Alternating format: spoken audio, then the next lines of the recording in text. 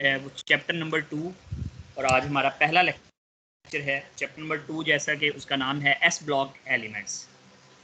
Lecture number 1 है आज हमारा, जिसके अंदर आज हम टॉपिक डिस्कस करेंगे alkali metals.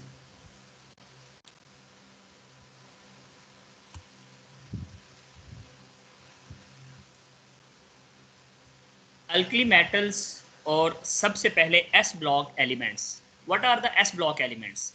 S block elements के बारे में हमने जो है वो पहले बात की थी कि टोटल पीरियोडिक टेबल के अंदर 4 ब्लॉक्स हैं, s block, p block, d block and f block. Then हमने उसमें क्या बात की थी कि आखिरी इलेक्ट्रॉन जिस ऑर्बिटल में प्रेजेंट होता है वो असल में उसका ब्लॉक कहलाता है और वो उसी ब्लॉक का मेंबर कहलाता है। अब यहाँ पर अगर हम एस ब्लॉक एलिमेंट्स की बात करें तो metals of 1A and 2A, जो मेटल्स ऑफ 1A हैं और 2A हैं, इंक्लूडिंग हाइड्रोजन एंड हीलियम, और इसके अलावा हाइड्रोजन और हीलियम को साथ मिला के are called as S block elements. इन सब को हम नाम देते हैं एस ब्लॉक एलिमेंट्स का। क्यों? Because their s orbitals are being filled in their valence shell, क्योंकि इनके आखिरी शेल के अंदर जो इलेक्ट्रॉन फिलिंग के प्रोसेस के अंदर होता है that is the S orbital. इस वजह से इन सब को हम एस ब्लॉक एलिमेंट्स का नाम देते हैं।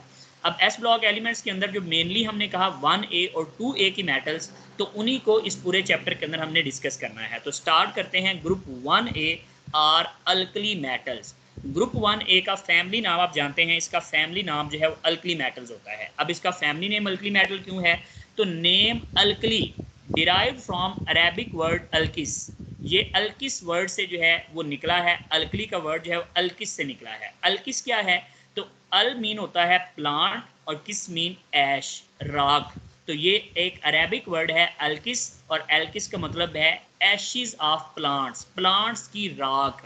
तो इसका मतलब ये है कि अरेबिक लोग जब जो है वो अरबी लोग जो है वो कब क्या करते थे, जब पौधों को जलाते थे, प्लांट्स को बर्न करते थे, तो इनकी बर्निंग के बाद जो राख बचती थी, उन्होंने देखा कि उस राख के अंदर ज़्यादातर जो है वो सोडियम और पोटाशियम के कार्बोनेट्स मौजूद थे, जिस वजह से उन्होंने नाम दिया कि ये ऐसी मेटल्स हैं जो एशिज ऑफ प्लांट्स के अंदर से मिलती हैं, जो प्लांट की राख के अंदर से मिलती हैं। तो दैट्स वाई इनको नाम दिया गया अल्कलीज का।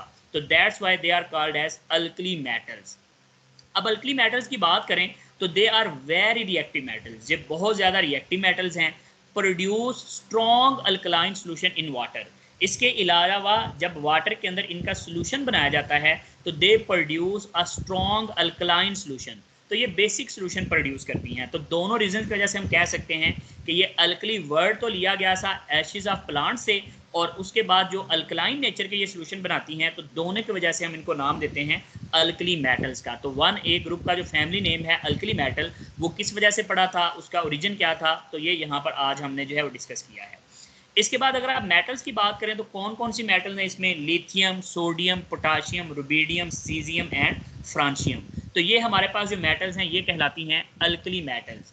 अब इनमें से जो है वो लिथियम, सोडियम, पोटाशियम, रुबीडियम और सीजियम आपको दिखाई गई है, जिसमें आप देख सकते हैं लिथियम को भी, सोडियम को भी, पोटाशियम को भी, रुबीडियम को भी और सीजियम को भी। अगर आप ऑब्जर्व करें तो लिथियम इनमें से थोड़ी सी हार्ड मेटल होती है, लेकिन बाकियों की जो हार्डनेस है वो कम होती है। They are very soft and shiny metals. Shiny metals हैं और सॉफ्ट होती हैं, और इतनी सॉफ्ट होती हैं कि सोडियम और पोटाशियम को आप एक नाइफ के साथ कट कर सकते हैं, आप एक छुरी के साथ इसको कट कर सकते हैं। तो ये इतनी सॉफ्ट मेटल्स जो है वो होती हैं, and they have the shiny surface. Shiny surface जो है वो डेफिनेटली इनकी होगी। इसके बाद नेक्स्ट चलते हैं electronic configuration of alkali metals. Alkali metals की अगर हम इलेक्ट्रॉनिक कन्फिग्रेशन करें तो इनके इलेक्ट्रॉनिक कन्फिग्रेशन में क्या होता है कि इनका आखिरी ऑर्बिटल एस ऑर्बिटल है, और इनके वैलेंस शेल के अंदर एक इलेक्ट्रॉन होता है और वो एस ऑर्बिटल में ही प्रेजेंट होता है। अब जब ये इस एस ऑर्बिटल के इलेक्ट्रॉन को लूज करती हैं तो they lose one electron and monopositive charge ions are formed due to low ionization energies।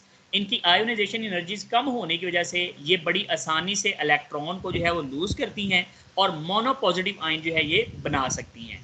although they have +1 oxidation state in ionic compound। इसके अलावा जब ये आयनिक कंपाउंड बनाती हैं तो वहाँ पर इनकी ऑक्सीडेशन स्टेट भी +1 होती है। जैसे कि आप प्रॉपर्टीज़ में देखें, एटॉमिक नंबर और इलेक्ट्रॉनिक कन्फिग्रेशन दी हुई है कि लिथियम का एटॉमिक नंबर 3 है, सोडियम का 11, पोटाशियम का 19, रुबीडियम का 37 एंड सीजियम का 55। तो इलेक्ट्रॉनिक कन्फिग्रेशन अगर आप देखें तो लिथियम की है 1s2 2s1, 1s2 चूँकि हीलियम की होती है तो यहाँ पर हम हीलियम लिख देते हैं, आगे 2s1 लिख देते हैं। नियॉन 3s1, यानी कि नियॉन तक कन्फिग्रेशन सेम होगी, 1s2 2s2 2p6 then 3s1। इसी तरह से पोटाशियम के लिए आर्गॉन 4s1, रुबिडियम के लिए क्रिप्टॉन 5s1 और सीजियम के लिए जीनॉन 6s1। तो ये इनकी इलेक्ट्रॉनिक कन्फिग्रेशन जो है वो आ जाती है।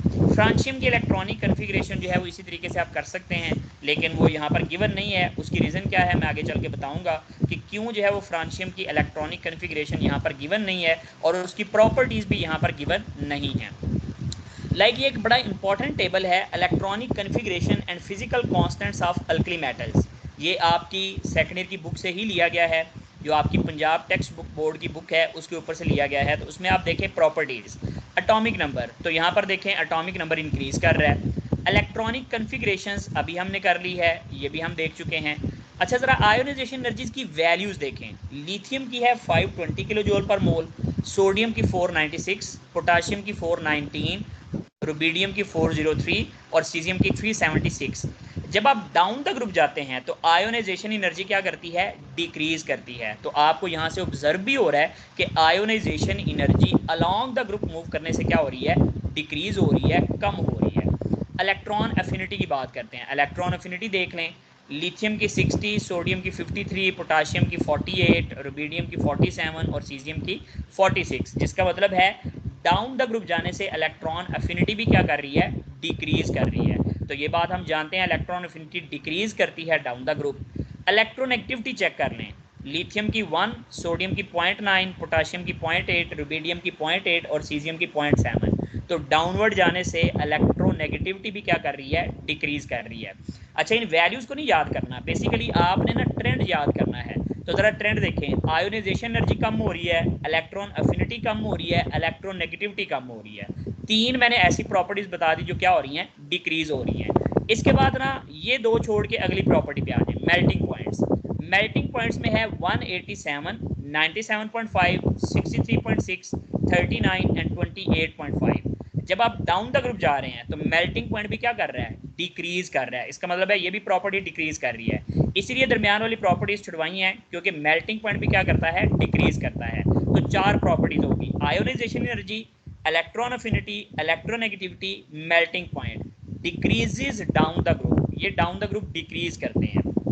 मेल्टिंग पॉइंट की रीज़न भी हम जानते हैं कि जब डाउनवर्ड जाते हैं तो चूंकि साइज़ बढ़ता है, साइज़ बढ़ने के साथ उनकी पैकिंग वीक हो जाती है और पैकिंग कम होने से उनके मेल्टिंग पॉइंट कम होते हैं। बॉइलिंग पॉइंट्स देखें, बॉइलिंग पॉइंट्स में भी डिक्रीज है, 13, 25, 889, 774, 688 और 690। ये एक छोटा सा डिफरेंस मौजूद है, इसका 688 से कम होना चाहिए था लेकिन 690 है। बहरहाल ये एक्सेप्शन नहीं है, ये एक बड़ा नॉर्मल सा ट्रेंड है कि डाउनवर्ड जाते हुए बॉइलिंग पॉइंट क्या कर रहा है, डिक्रीज कर रहा है। पांच प्रॉपर्टीज हो गई जो डाउन द ग्रुप जाने से डिक्रीज करती हैं। कौन कौन सी, दोबारा बता रहा हूँ, ionization energy, electron affinity, electronegativity, melting point and boiling point. ये डाउन द ग्रुप जाते हुए क्या करते हैं, डिक्रीज करते हैं। आगे एक और property, hydration, heat of hydration देख लें। जो हीट ऑफ हाइड्रेशन है ये भी डाउन द ग्रुप जाने से डिक्रीज करती है। क्यों, क्योंकि ये भी डिपेंड करती है चार्ज डेंसिटी के ऊपर, और चार्ज डेंसिटी डाउनवर्ड जाने से डिक्रीज करती है। तो that's Y heat of hydration या हाइड्रेशन एनर्जी भी डिक्रीज करती है। तो 6 प्रॉपर्टीज हो गई, दोबारा सुन लें, ionisation energy, electron affinity, electronegativity, melting point, boiling point और heat of hydration. Down the group जब हम अल्कली मेटल्स में जाते हैं तो क्या करती हैं, डिक्रीज करती हैं। अब आ जाए बाकी properties. Atomic radius, down the group जाके देखें आपको एटॉमिक रेडियस इंक्रीज होता हुआ दिखाई देगा। क्या रीज़न है कि डाउन द ग्रुप जाने से ओवरऑल नंबर ऑफ शेल बढ़ते हैं, शील्डिंग इफेक्ट बढ़ता है, इस वजह से रेडियस जो है वो इंक्रीज करता है। आयोनिक रेडियस की बात करें तो भी डाउन द ग्रुप आपको इंक्रीज नज़र आ रहा है, तो इसका मतलब ये भी इंक्रीज करता है। डेंसिटी की बात करें तो डेंसिटी भी डाउन द ग्रुप अगर आप देखें तो ये भी इंक्रीज करती है, एक्सेप्ट वन थिंग, एक चीज़ इसमें एक्सेप्शन है। अभी तक मैंने और कोई एक्सेप्शन नहीं बताई, इसमें एक एक्सेप्शन है। वो क्या है, सोडियम और पोटाशियम के केस में अगर आप देखें तो सोडियम की जो डेंसिटी है वो 0.97 है और पोटाशियम की 0.86 है। हालांकि होना क्या चाहिए था कि सोडियम की कम होती और पोटाशियम की ज़्यादा होती, लेकिन ये एक्सेप्शन है कि पोटाशियम के केस में जितना साइज या वॉल्यूम बढ़ना चाहिए उससे थोड़ा सा ज़्यादा बढ़ जाता है, यानी कि रिलेटिव टर्म है मैस पर यूनिट वॉल्यूम।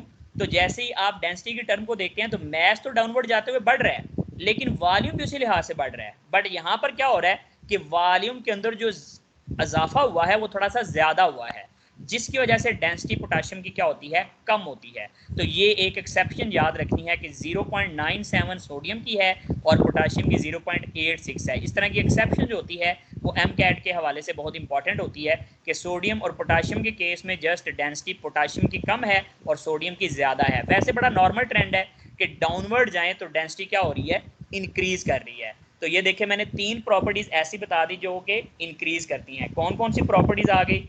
पहली प्रॉपर्टी हमारे पास आ गई एटॉमिक रेडियस, दूसरी आ गई आयोनिक रेडियस और तीसरी आ गई डेंसिटी, जो कि डाउन द ग्रुप क्या करती हैं, इंक्रीज करती हैं। और उसमें एक एक्सेप्शन है डेंसिटी में, जो कि सोडियम और पोटाशियम के अंदर है।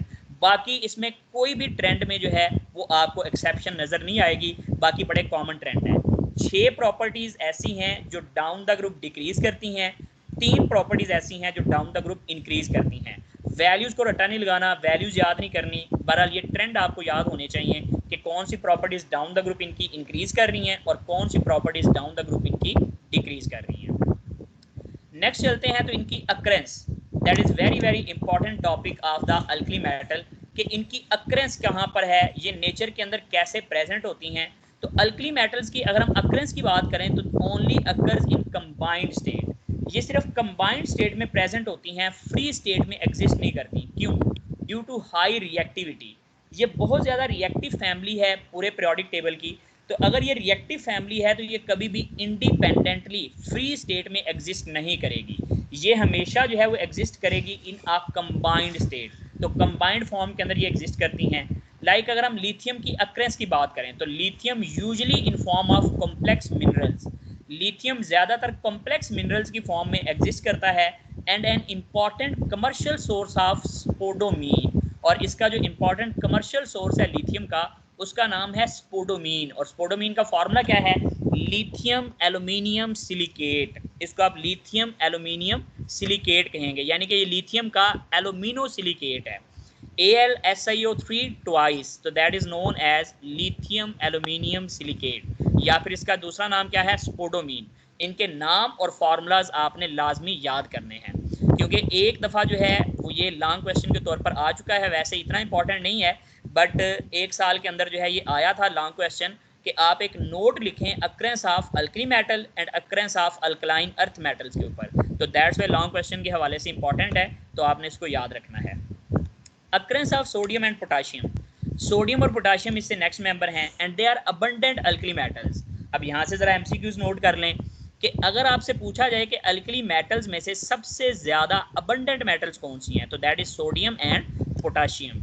Each constitute 2.4% of earth crust, total earth crust का 2.4% इनमें से सोडियम है और 2.4% इसमें से पोटाशियम है। तो दोनों जो है वो 2.4% each constitute of earth crust.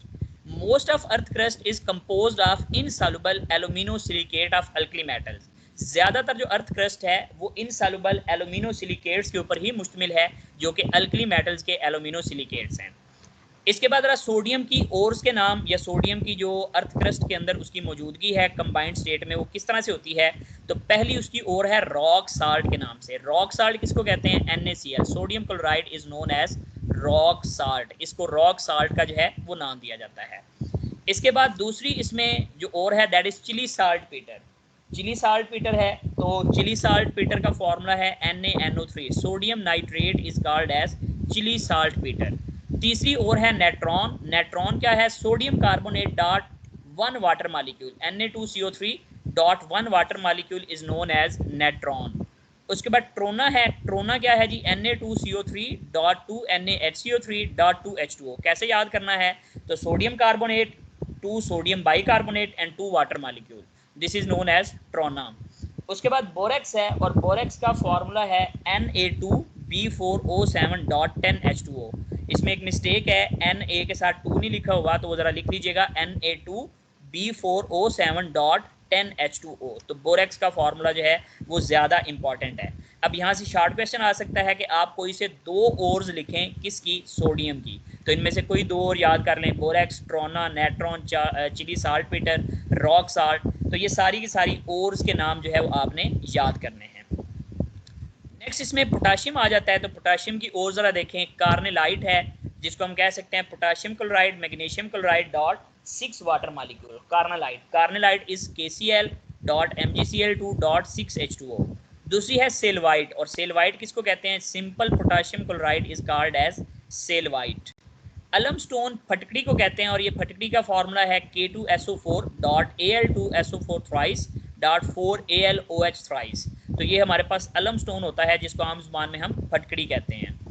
उसके बाद occurrence of rubidium and caesium, तो they are present in very small quantities in potassium salt. Potassium salt के अंदर जो है ये बहुत कम क्वांटिटीज में जो है प्रेजेंट होती हैं। और अक्रेंस ऑफ फ्रांशियम की बात करें तो francium has not found in nature, ये नेचर के अंदर प्रेजेंट नहीं है, prepared artificially in laboratories and it is highly unstable. ये आर्टिफिशियली लेबोरेटरीज में प्रिपेयर की जाती है और हाईली अनस्टेबल होती है। Very little known about this metal, इस मेटल के बारे में हमें कोई खास इन्फॉर्मेशन नहीं है, इस वजह से ना तो इसका मेल्टिंग पॉइंट पता है, ना इसका बॉइलिंग पॉइंट पता है, ना इसकी आयोनाइजेशन एनर्जी पता है, ना इसकी इलेक्ट्रॉन एफिनिटी पता है। मींस इसकी कोई भी फिजिकल प्रॉपर्टी हमें पता नहीं है, because it is highly unstable and only artificially prepared in the laboratories. Long lived isotopes have half life of 22 minutes. जो फ्रांशियम का सबसे स्टेबल आइसोटोप आप समझ लेना, वो भी सिर्फ 22 मिनट्स की हाफ लाइफ जो रखता है, यानी कि 22 मिनट्स के अंदर अंदर वो डिकम्पोज हो जाता है। तो इसका मतलब है कि इसकी प्रॉपर्टीज़ हमें ना पता होने की वजह से हम इसको डिस्कस नहीं करते, जबकि बाकी सारी की सारी मेटल्स की अक्रेंस, उनके साथ जो हमने